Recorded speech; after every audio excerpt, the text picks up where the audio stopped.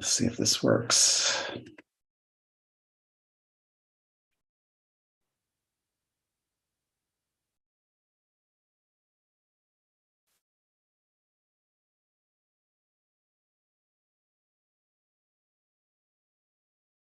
All right.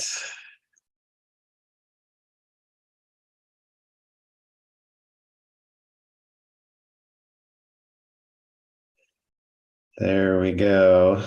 I'm slowly getting all of the things set up here. I am going to post the Zoom link into the chat here if you want to hop on the Zoom call instead.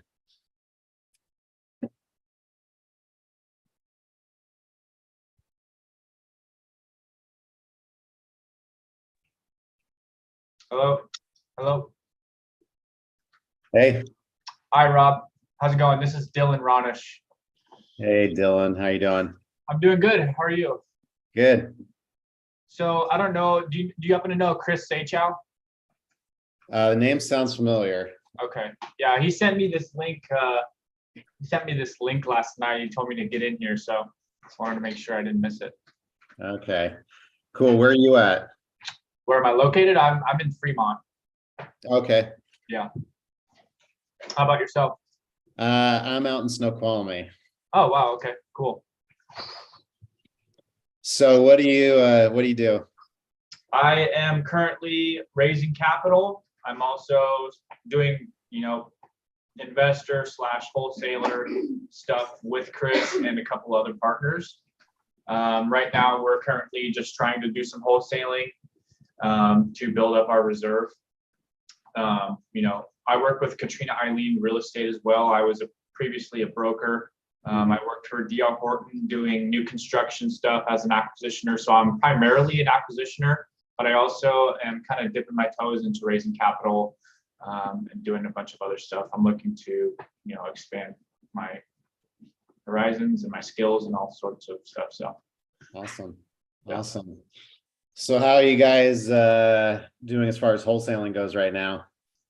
It's going pretty well. I'm still trying to, get the hang of our CRMs and databases and everything like that, making sure all of our systems are correctly in place. We're still trying to do a lot of hiring and recruiting. We're very selective about who we're recruiting and bringing on. But I'm still the trainee guy. Mm-hmm. So I'm still doing a lot of learning. I'm still doing a lot of homework. So this is just a learning experience for me. So Okay. I Awesome. honestly had no idea, what this Zoom call was or what's in store. So Okay. Well, pretty much what I'm trying to do is set up a call once a week to have other wholesalers or people just interested in real estate and not necessarily even wholesaling, but the focus will probably be mostly on wholesaling, where people can ask questions, share what sort of experiences they're having right now with either acquiring deals or disposing deals, and kind of just learning from each other and trying to collaborate. Yeah. And put some deals together maybe. So so go ahead and ask away. Nobody else has joined on the call yet. So we've been having anywhere from 8 to 10 people on the call at a time. I didn't put this out till yesterday, so I think the attendance today might be a bit light, but Sure. So how long are you here for? Up to an hour. Okay. So what are you guys doing as far as CRM goes, and how are you finding your leads right now, and what's your guys' process look like currently? Yeah, so right now Chris, he is partnered with Katrina Eileen, who runs a large development company, brokerage. She has an army of agents working for her. So we kind of, we're creating an acquisitions group to where we're pursuing these leads who interact with several ads or pieces online where they're saying that they want to get a potential cash offer or they would like a value on their home. We talk to them about, motivating them or hearing what their motivation is to sell, and we specialize in creative financing primarily, Oh, awesome. So, we're hoping to obviously stick to seller financing subject to wraps. That's kind of down our alley. That's what we want to focus on. However, if I fumble a call, or there's no deal there, we can pass it on to one of the brokers here. But yeah, so we have a lot of fun stuff going on here. But as far as our processes and everything like that, there's still a lot of moving parts and things that are being built and established. Especially for me, I'm not fully, I don't have the big picture of what Chris's plans or Katrina's plans are for this acquisitions team and everything like that. So I'm just here for the ride. I'm still learning. I'm 23 years old. I was actually working for Katrina herself a couple of years ago as a broker, as I stated.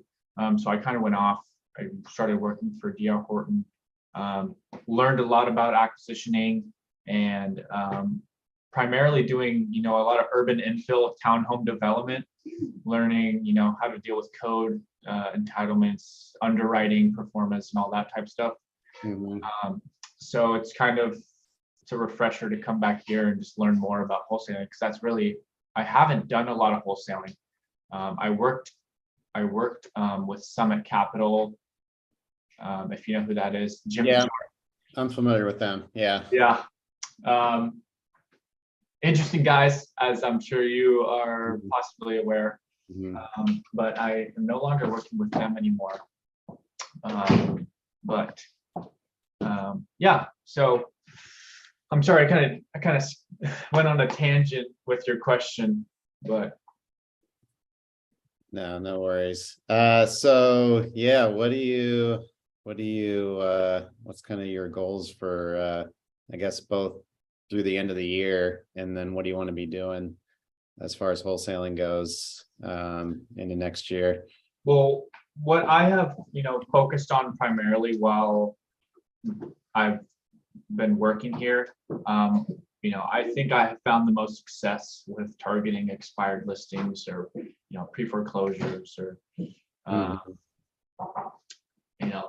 we have a lot of qualified owners of property that haven't moved in the past 20 plus years. They're just qualified. They're a qualified cold suspect. So we're either cold calling them or talking to expired listings, or we're reaching out to pre-foreclosures and proposing wraps or whatever the situation might be. What are you finding right now is the best source for leads? Personally, I would say I have found the most success with expired listings. Obviously, that their motivation is already there to sell or was there. And you can just kind of leverage a lot of information with them because, that their house didn't sell for several reasons, or the agent didn't do their job, they didn't get enough exposure, whatever the situation might be. And are you finding that those particular leads, the expired ones, are making good creative finance type deals, or what's sort of your approach with how to close on those expired listings?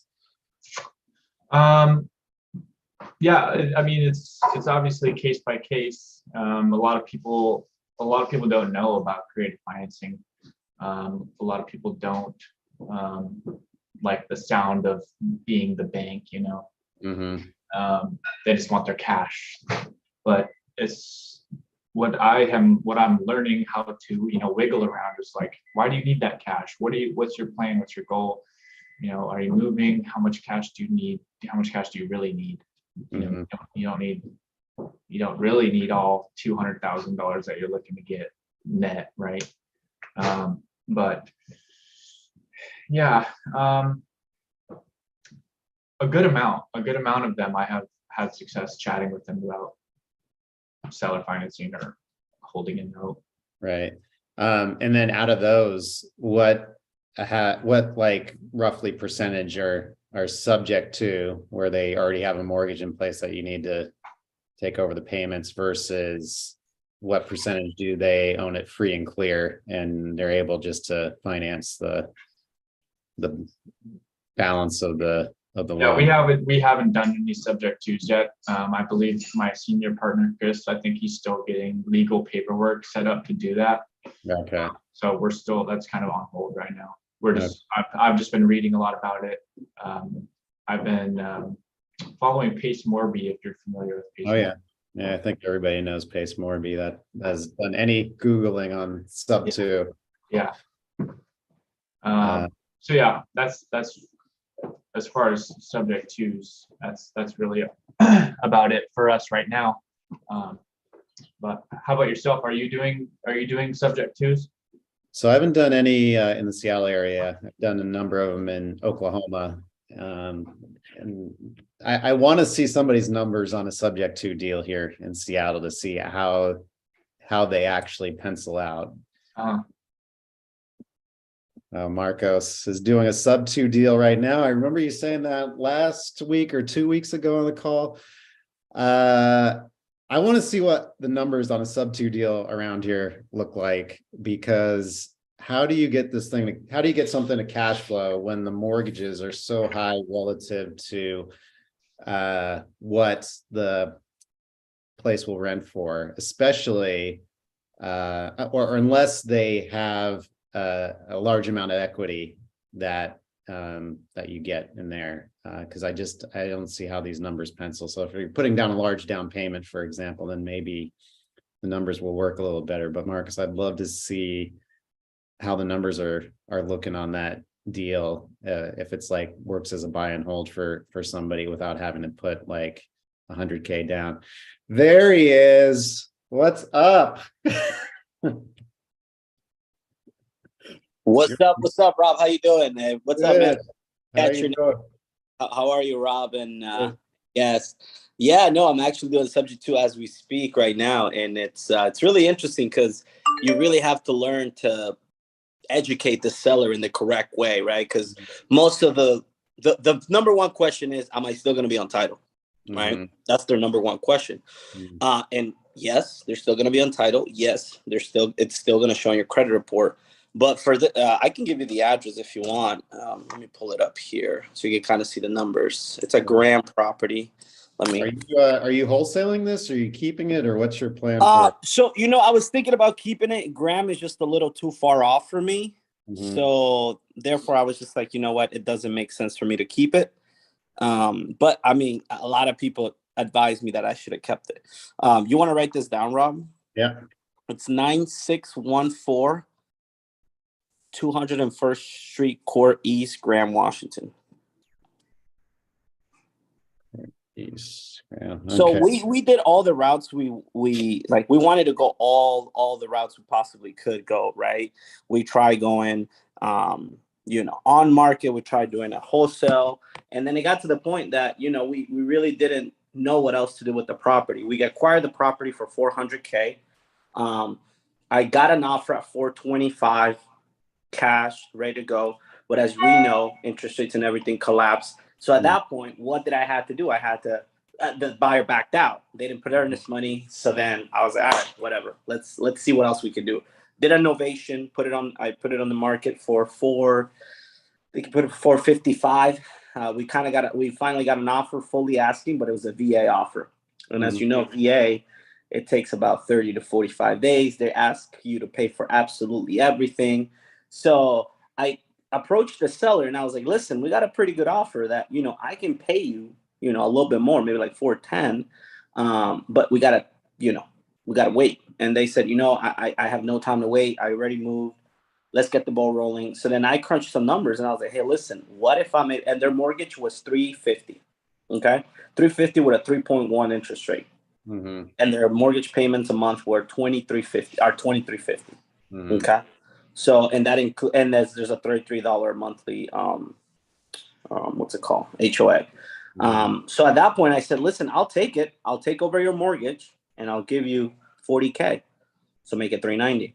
So then at that point they were like, all right, as long as it makes sense, let's make it happen. So then again, I was thinking about keeping it, but then I'm like, okay, let me just throw a crazy number out there, right? So I talked to a few people and I was like, hey, if you're able to give me 80K down and take over the loan, you could take a subject too. And yeah, somebody came in and they gave me the 80K down, 350 for the loan. And we're actually in the process right now to closing. Yeah, we're closing on the 10th. That's in a few more days. So, and the way they viewed it is like, okay, I'm paying 2,350 rents in that area. It's a big house. Rents in that area, they go for about $3,000. So they're still going to cash flow. What's that? About $600, 500 on something. So at the end of the day, it's not a screaming deal, but I've noticed that a lot of buyers want that accessibility of having a cheaper interest rate, right? I mean, 3.1, that's fucking killer, freaking killer. So, you know, I felt, again, I should have kept it, but Graham is an hour and a half from where I'm at right now. So to me, just self-managing something that far just didn't make sense. Right? I'm actually working on another one in Tacoma as well. But yeah, subject to is such an interesting avenue that we should all learn. I was very new to it. This was my very first subject to I've ever done in Washington. So get with your local title company. They will really guide you through it. My local title company helped me do it. So what they do is we do a regular real estate contract, but what they do is they don't quick claim it to you. You just get a real estate contract with them. They close on the real estate contract. They don't close on the property itself. They give you the paperwork, and then it's up to you to go to the courthouse to put your name on the deed. Right. So it's a little tricky, but so the sellers are staying on the deed? They are. Yeah. Oh, interesting. Okay. Yeah. So all the sub 2 deals I have done, the sellers, I take title of the property. So you know what it is? They stayed on the deed, but their control is minimum. So their ownership, I think it's going to be like 1 or 2%, something small like that. So they really can't, like, let's say they were to turn around tomorrow and try to sell the property, they can't, right? It has to go through me. Now, does it stay on the loan? It does stay on the loan, which they really didn't like much, but you know, I think I'm just gonna, according to my buyer, what he's gonna do is he's gonna keep it for like maybe 2-3 years and then resell it. So that's the way I pitch it to them, you know. But that's interesting. I didn't know that for your case, you don't have to keep them on the deed. Do they stay on the loan? Yeah, they stay on the loan for sure. There's no way to get them off of that because, you know, the loan was originally issued to them. So basically what I did was I set up a trust. Okay. Moved the property into the trust and then closed on it in the name of the trust. So it's supposed to help minimize the chance of the due on sale clause getting called on. And the likelihood of that happening is very, very small, very minimal. Yeah. That title company said, like, at the end of the day, the banks, they want to get paid. Right. So they're not going to want to call it, but there is that chance that we have when we do a subject to. So that's why I kind of wanted to clean my hands out of it. And I said, you know what, 40,000, whatever right now, you know, a 40K. Yeah, that's a win for sure. Do you happen to know how, when that loan was originated? Yeah, that loan originated in if I'm not mistaken, 2015. 2015. Okay, so they're 7 years into it already. So this is the other cool thing about taking on a subject to deal, is that so they're already 7 years into that loan, right? So there's more principal getting paid down now than, you know, when you first get a loan. Right.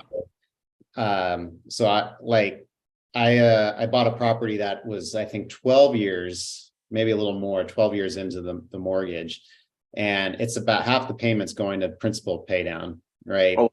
So not only did I get to buy this property for very little out of pocket, but now most of the mortgage payments actually going to reduce the amount of the mortgage, right? So that's the other really cool thing about sub 2 deals. So, but yeah, that deal. So they're basically walking in with a little bit of equity, it sounds like. Yeah, no, the house, we got an appraisal at hand for 410 as is. Mhm. So And so they basically bought it. So the loan was 350. yeah, they're And 20 something.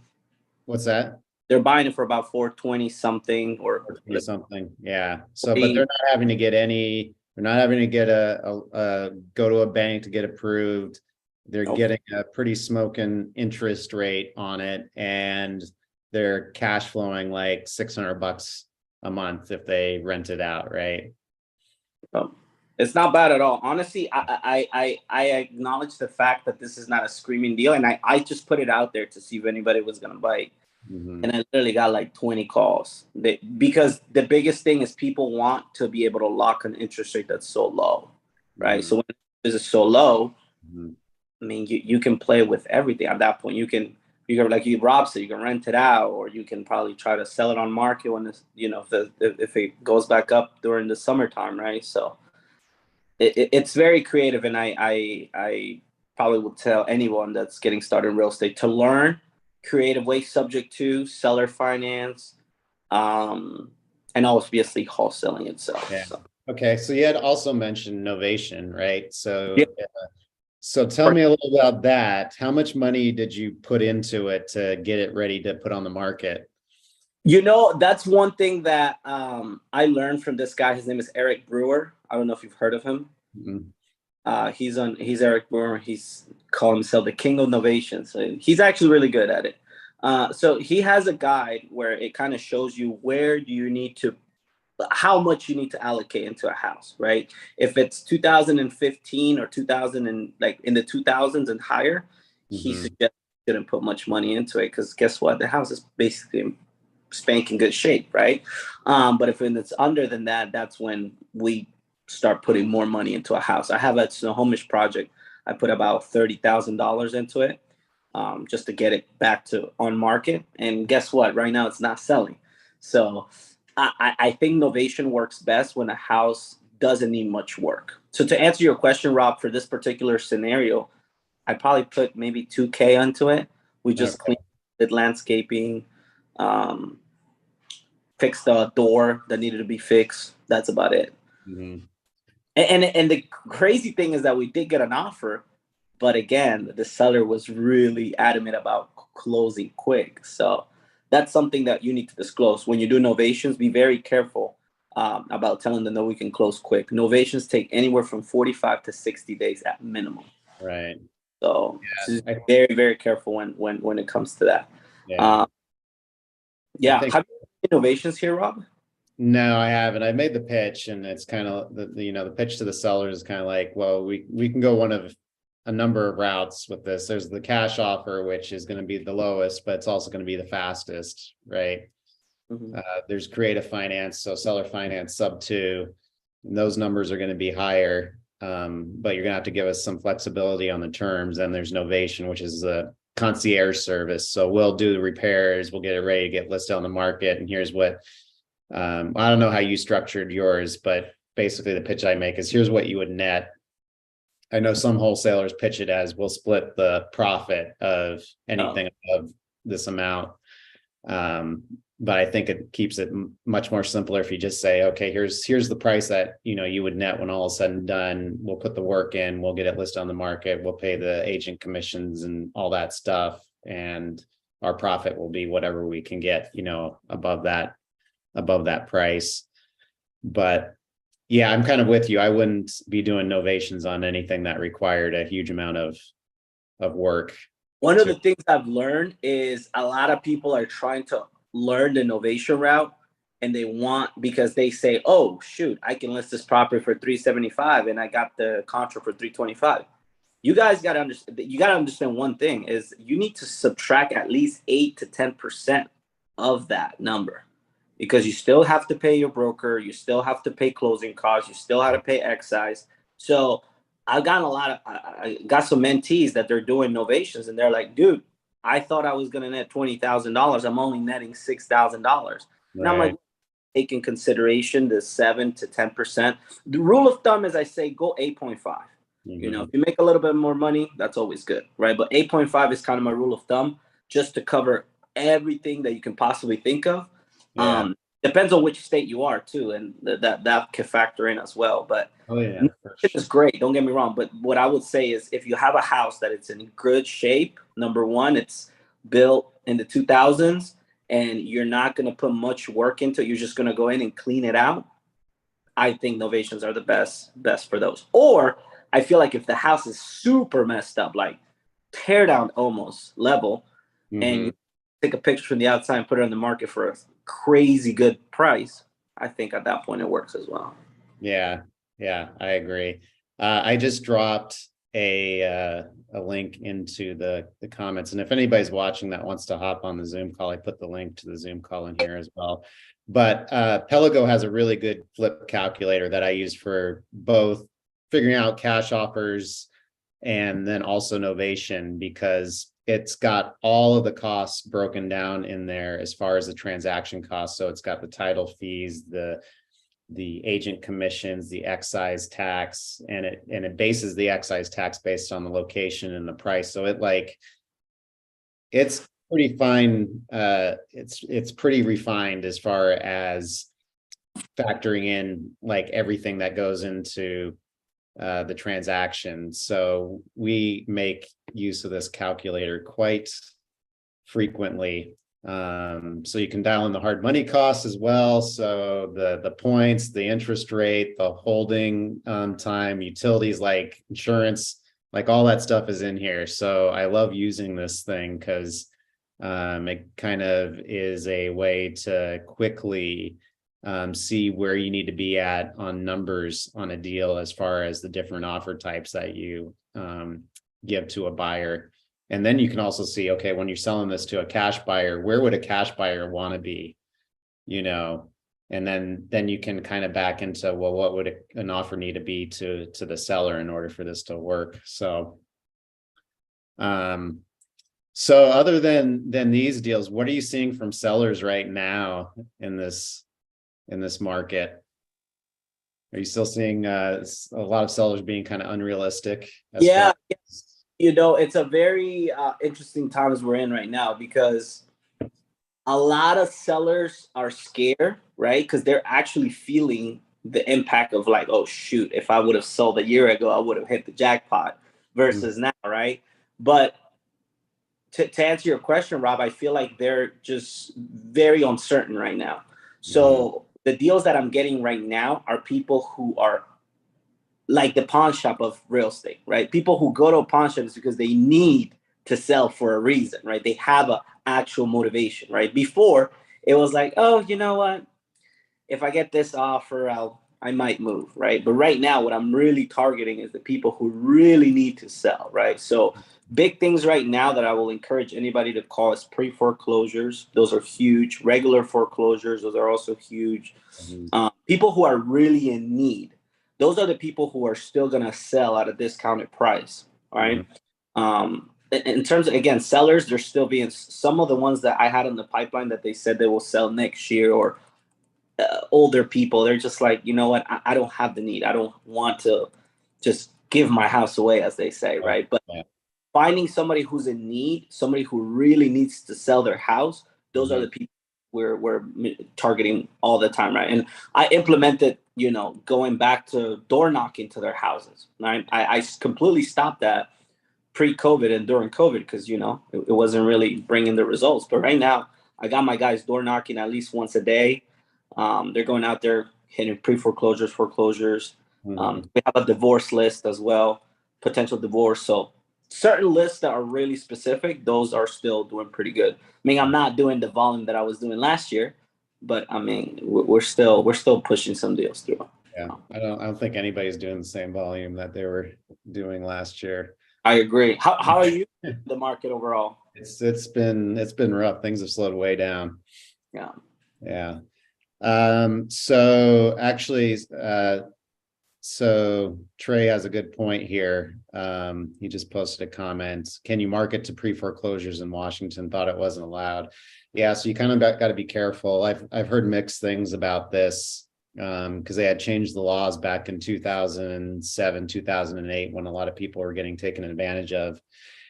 And I can kind of tell you how we do it, Rob. So first and foremost, we call. We don't say, "Hey, we notice your house is on pre-foreclosures."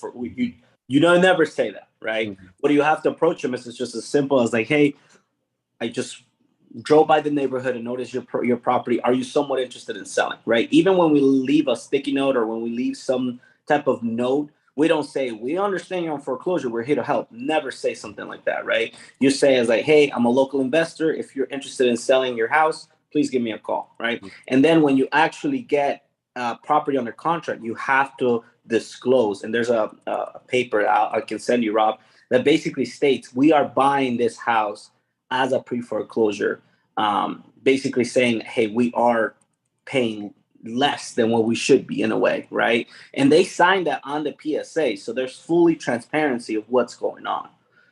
That's at least how we do it. As far as marketing them, I don't send them any piece of mail. I don't do text blasting for them. The only two sources I do with pre-foreclosures is call them, and when we drive to their properties. Mm-hmm. Yeah, so I think it's kind of a gray area because I've heard different things about it. So I personally haven't ever reached out directly to pre-foreclosures. We've gotten pre-foreclosure leads through other means where we're targeting some other list and we'll happen to get somebody in pre-foreclosure, but I've never personally like pulled a pre-foreclosure list and either called them or direct mailed them or anything like that. Stephen was asking, I think, about Pelago, if it works in any market. So they are in Washington, Southern California, and South Florida at the moment. So if you're in any of those markets, the Pelago site will work for that.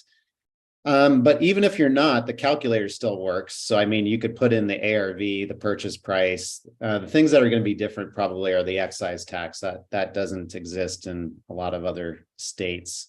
So, so those numbers probably won't work as well. So, so are you finding, Marcus, that your pre-foreclosures is kind of your go-to lead source? Yeah, I mean, by any means, I'm not, targeting them all the way and specifically just hitting those people. We're still hitting the regular absentee list, all the other lists that we're hitting. But what I'm noticing is we've become, because at the end of the day, we're here to help people, right? We're in a business where, yes, we do make money, but at the end of the day, we're here to help people, right? So if they're in a pickle and they need to get money fast, that's where we come along and we explain to them like, hey, this is what we're going to do with your property. I mean, at this point, I'm even willing to relocate them to a place. Like I have one of my guys call an apartment place, see if we can get them, first and last. And you know what I mean? So really help them. We had another person that they wanted to move to Tennessee. I reached out to a realtor in Tennessee. We found a house for them. From the proceeds of that house, we literally transfer them over to Tennessee. So it's not that, I don't want people to think that we're targeting because this is the fastest, easiest way to get the money. No, it's a lot more challenging because you have to deal with people that unfortunately are in a bad situation. So you have to get creative as far as like, hey, am I going to have the time to, I went to a pre-foreclosure the other day. It was like 9 p.m. We met up at IHOP and, it was one of those things where they're like, man, I don't know what to do. I'm stuck. Right. So we built a plan. We said, okay, what do you want to do? Where do you want to go? What do you want to do with your proceeds? Like, let's really build out a plan for them. And they appreciate that. Right. Versus just getting on a phone call and saying, hey, you want to sell your house? And that's it. Right. So to kind of just follow the point that I was making earlier is you really have to learn to appreciate people more in this type of, especially in these times. You really have to find a solution. Once you find the solution, that's when you can say, okay, this is how much I'm making it. And again, it's not even close to what we were making back in the day. I mean, you remember, Rob. I mean, right now, if I make a $5,000 or $10,000 assignment, I'm happy. You know, Anything above zero is good right exactly. now. So what are you seeing on the dispo side then? Like buyers, like Dispo is getting a lot more challenging for sure. I have a handful of people that they have a really good list. I know Investor Lift is one of them. A lot of people find good buyers through there. I don't personally have Investor Lift, but I do have other people like yourself, Rob, and other other wholesalers that they have that system. It seemed like it's working relatively okay. Um, and then at this point, it's just following up with the buyers. So I actually do the dispo for my company. I don't have a dispo person right now. So what I'm doing every day is I'm getting on the phone with every single investor that has bought a deal from me in the past 2 years. Doesn't matter who it is, doesn't matter where it is. I'm just giving them a call, just checking up on them, seeing how things are going. I want to say probably 60% of them are on hold right now. They don't want to buy. The other 50 are wanting really, really good margins on deals. And that's what I'm seeing from the dispo side. What about you, Rob? Yeah, no, I'm seeing something very similar. So it's interesting. I think that so things just completely went dark in July. Like we just even stopped getting offers, like number of offers dropped by like 50%, like in July. Things have been picking up since then for sure. So what we're seeing now is we're probably back up to the number of offers that we're getting coming in from buyers is about where it was at the beginning of the summer. A lot fewer buyers are inquiring, but what we're seeing is the offers are coming in like at 55% of ARV, 60% of ARV, right? Whereas we were able to sell deals at like 70% of ARV in cases, previously. And a lot of the times that the offers that are coming in are below what the property's even locked up at. And so we have this situation where we got a lot of sellers that want to sell. I guess the question is whether or not they need to sell, because if they needed to sell, they'd be more flexible on their prices, right?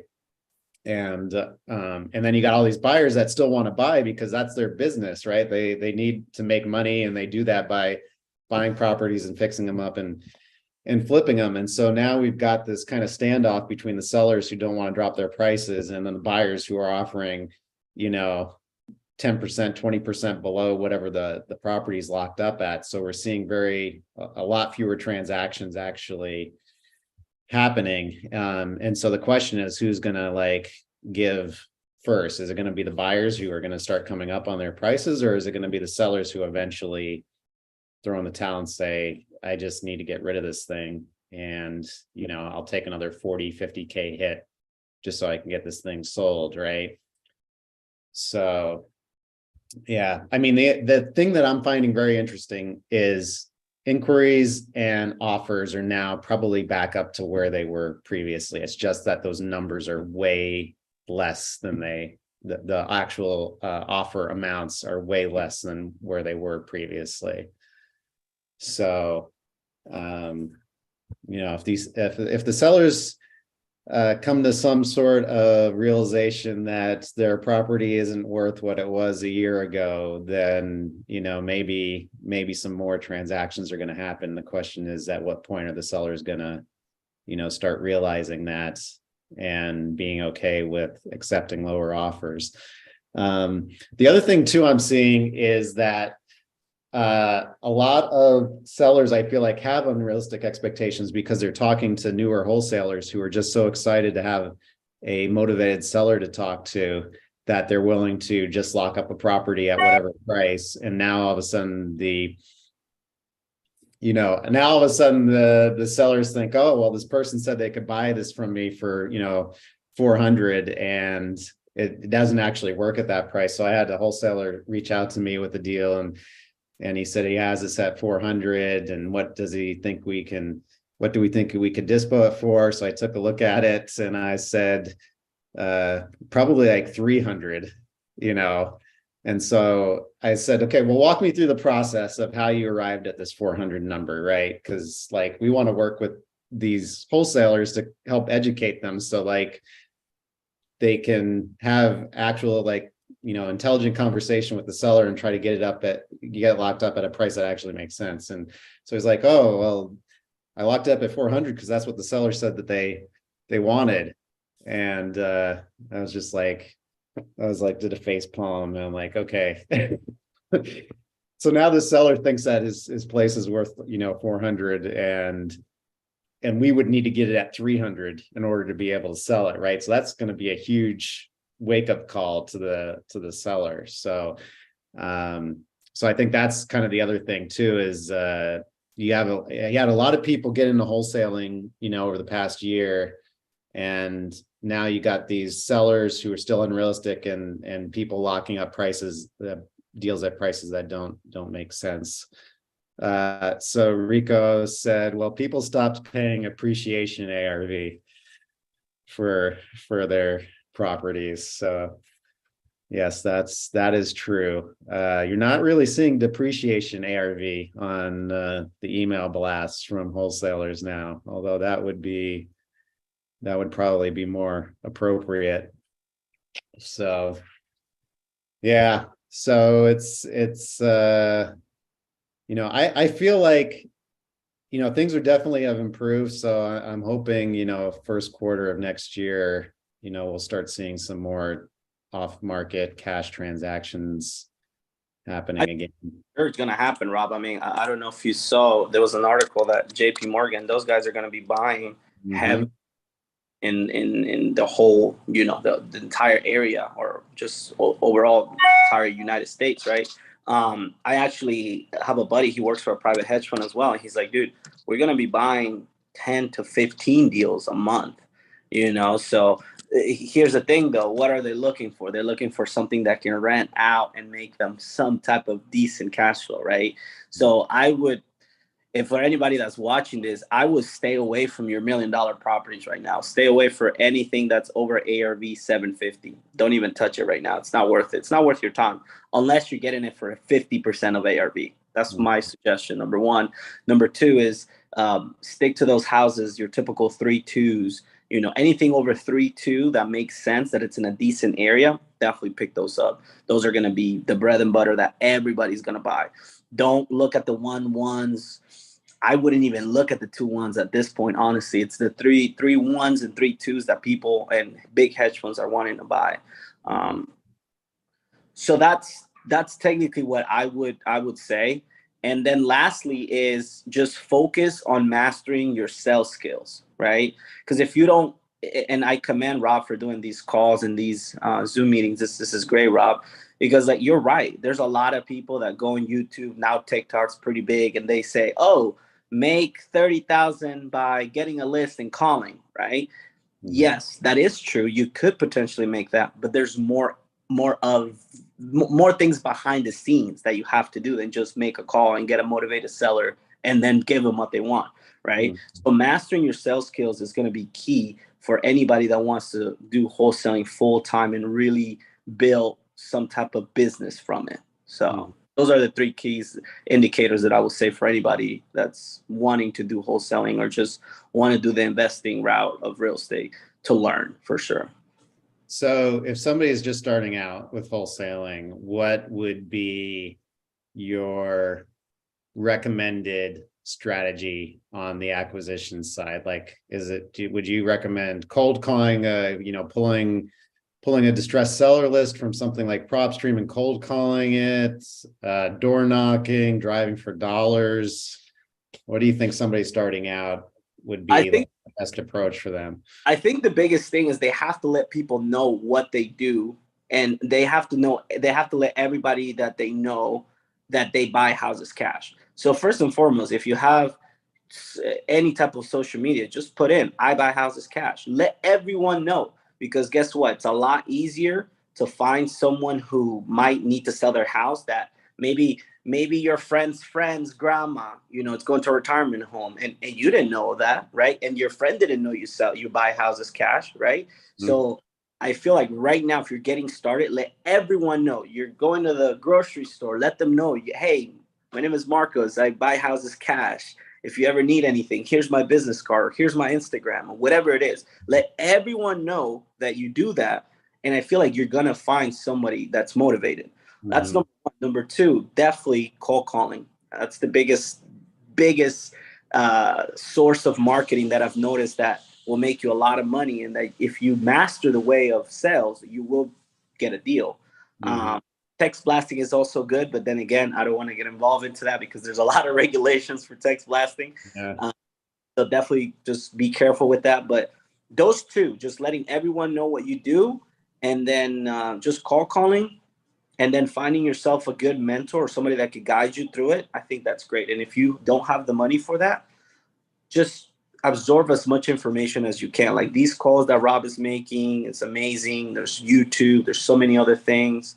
I feel like that would be my number one suggestion that will give anybody getting started in real estate. Yeah, no, I absolutely agree. I think putting yourself out there and telling everybody you can about what you do, because you don't know, who's going to send you something, right? Or who knows somebody that has something for sale, and then they hear that you're actually looking to buy something. So I think that's huge. I've gotten a number of deals just because people see me posting on Facebook all the time, right? And they're like, hey, I've got this property that I was going to flip it and I don't want to finish it. Right. And I see you posting like all the time on Facebook. Can you help me sell it? Right. So I think word of mouth is huge, and real estate is obviously like a relationship based business, and the more friends you have, the better. So Adam's asking, best advice for trying to find an off market 8+ unit deal to take down himself without a big network or system in place. Should he build an advertising system first? So I think this kind of ties right back into it. Just start telling everybody that you're looking for 8+ unit deals. Like post on Facebook, post in Facebook groups, send me deals. I would definitely start there. The more people that know about what you're looking for, you just don't know. If somebody knows somebody that might have something available. So I think that would be an awesome first step. I wouldn't worry about building an advertising system or anything like that. Like the first thing I think is just taking some action and putting yourself out there and just letting people know what you're looking for.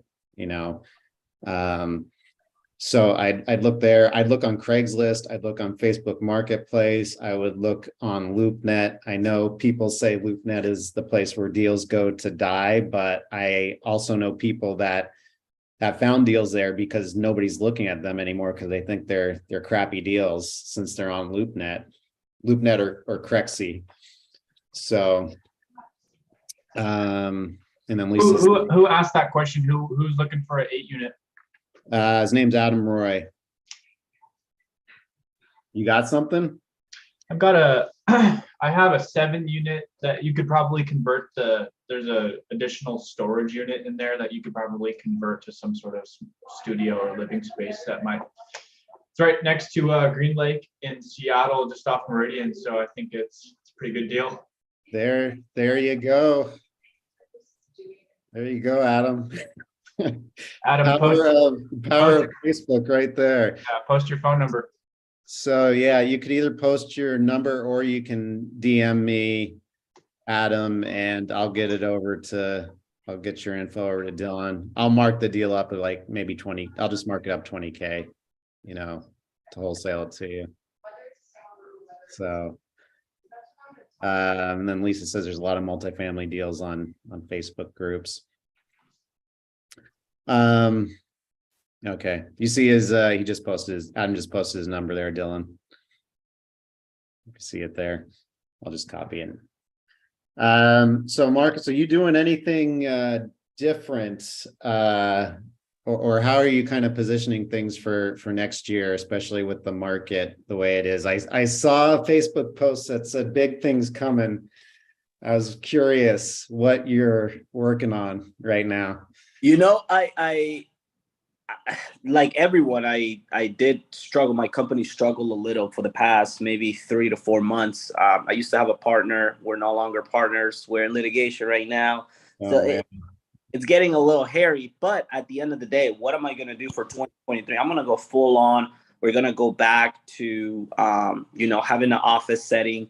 Going to bring the guys back to the office again. I'm going to hire another maybe 3 to 4 people. So if you're watching this and if you're interested, definitely send me a DM, so that way I can see if you're a good fit, and just go full on blast mode of just going big wholesale / investment company. I do have another people or other partners or other investors that are looking at the company as well. They're looking to invest heavily, so that brings me some certainty, right? That we're gonna try to be one of the biggest wholesaling companies for 2023.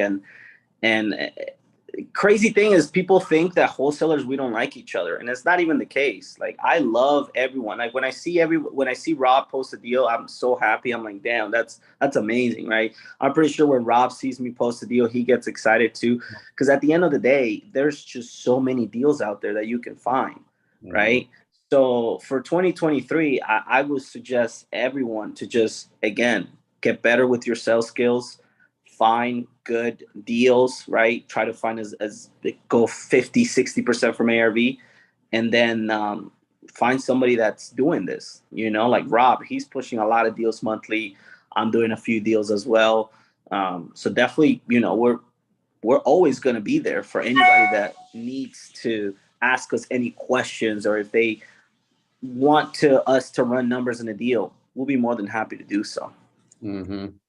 Yeah, for sure. I think definitely an abundance of deals out there, and it's kind of crazy, like how many deals, if I go back and look over the past year or two, how many different wholesalers, work with around here. So you never know who you're going to, partner with on your next deal. So I always am kind of curious why there's some wholesalers that have such a scarcity mentality when it comes to doing deals together, because the end goal is to try to connect a buyer and a seller, at the end of the day. And if I can either add value to another wholesaler by helping them do that, or another wholesaler can help me by, connecting one of those pieces of the puzzle together, I'm all for making money, So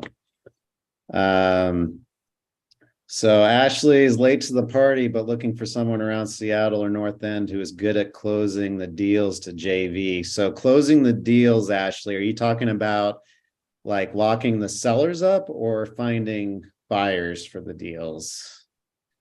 Let me post that in there. And Drew, what's going on, man? So when working together, is there any type of joint venture agreement that you guys use? So how do you structure your JV agreements when you are working with another wholesaler, Marcos, on your deals? Typically, I like to. It depends, right? Because different title companies, they don't like to see 3 or 4 assignments or 2 assignments, right? So typically, what I do is I send my filled out assignment. If I find a buyer, right, I send them my filled out assignment without the buyer's info. I have them sign everything from their portion. Then I put my buyer's info, forward it to escrow, and then I do what's called an assignment disbursement. It's a form basically stating what everybody's getting, and then we forward that to escrow, and that's what I do. I know a lot of people like to do a JV agreement, which I think it's a good thing.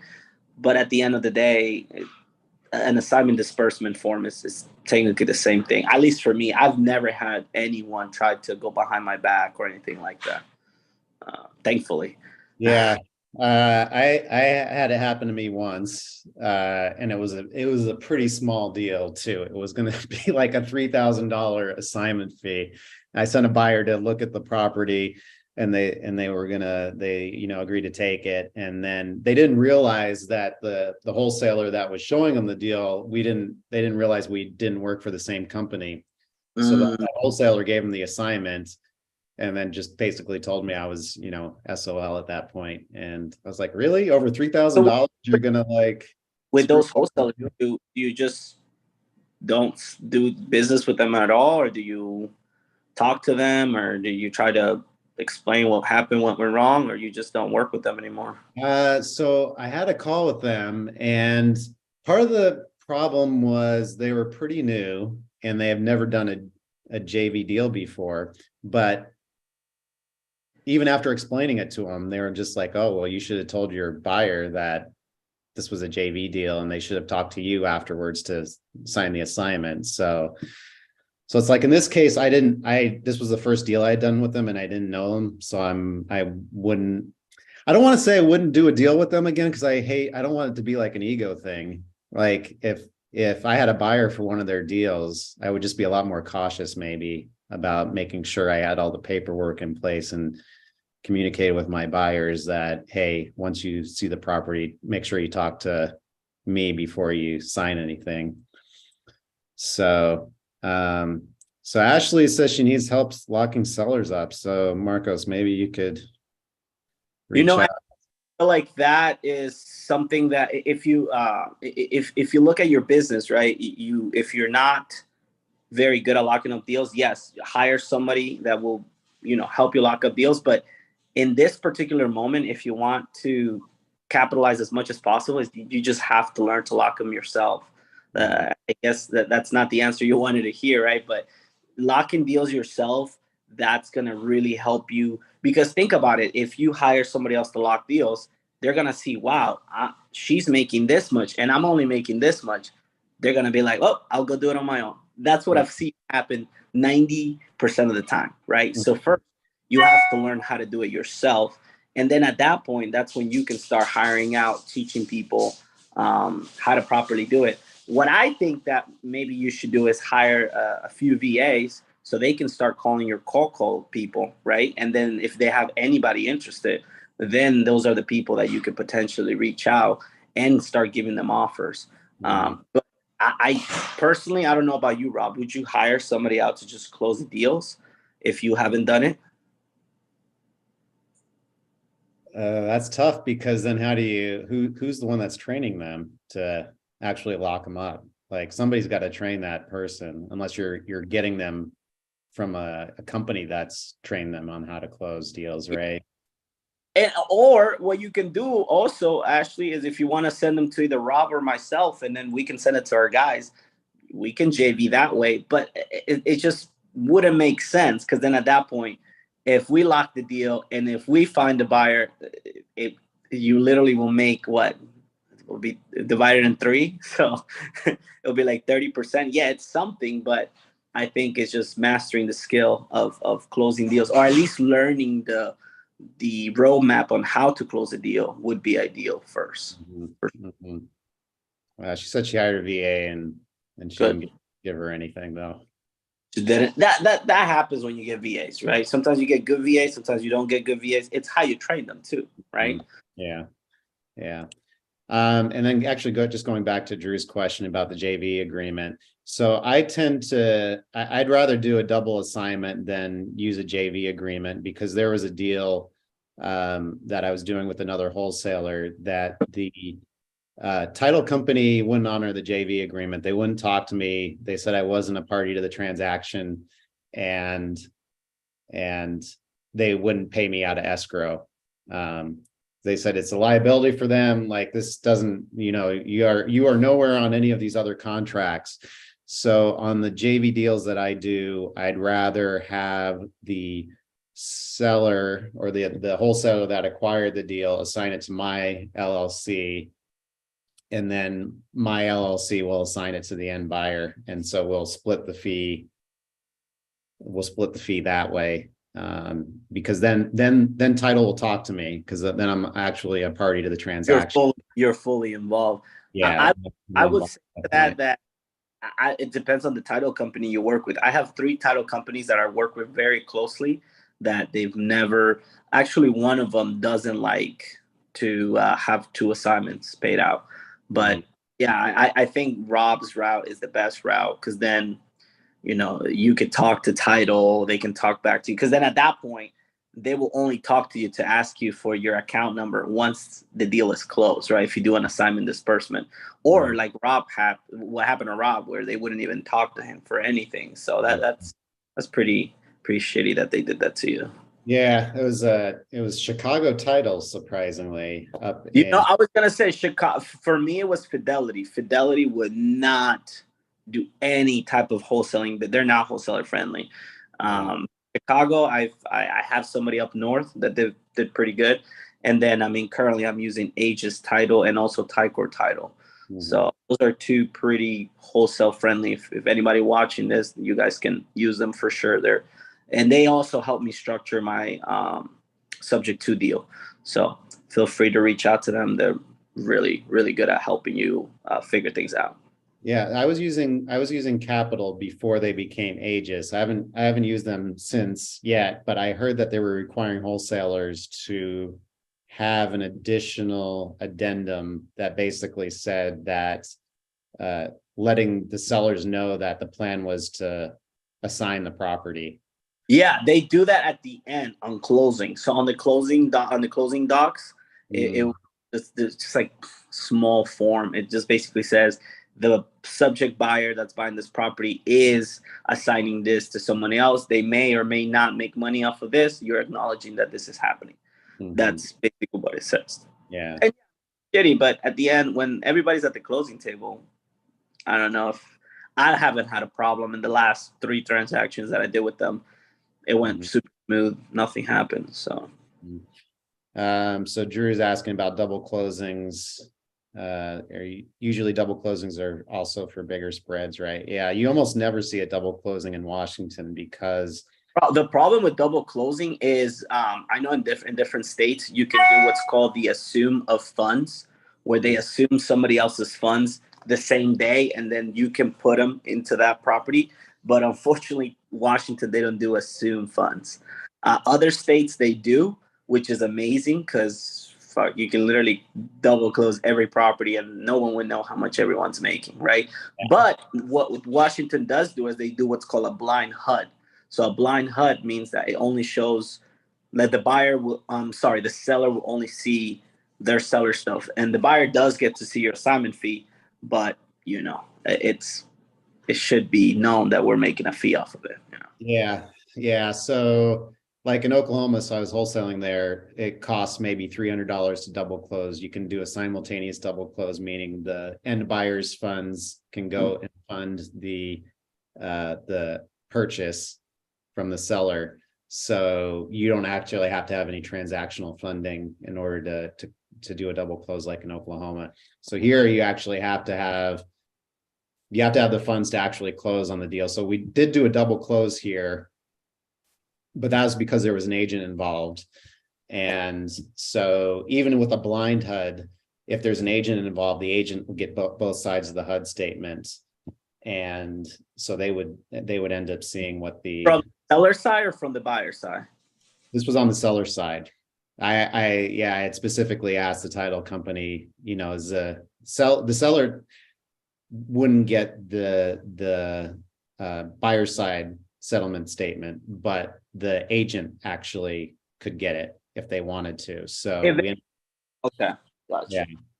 Yeah. So there's been only one case where there was an agent involved and we double closed for that reason. But we did run into an issue where a buyer had an issue with once they got what the assignment fee was. And then they also found out that their hard money lender wasn't cool with financing an assignment fee. What was the assignment fee? It wasn't even that much. It was maybe, I want to say, well, it wasn't that much. It was $40K split between me and one other wholesaler. Purchase price was maybe $200. So it was a good chunk of the purchase price, right?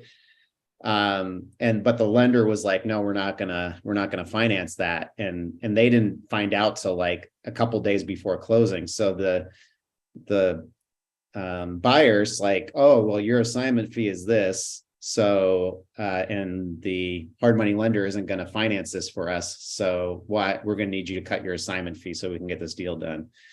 you know, and I'm like, no, that's not gonna happen. Either you're gonna need to try to line up another hard money lender, or you're just gonna need to close on this with this lender and come up with the funds. So End up doing at the end. so I thought the buyer was bluffing, Mm. and it turned out he was. Like, so he had to bring more cash to close, and that's basically what he didn't want to have to do, since the hard money lender wasn't going to finance it.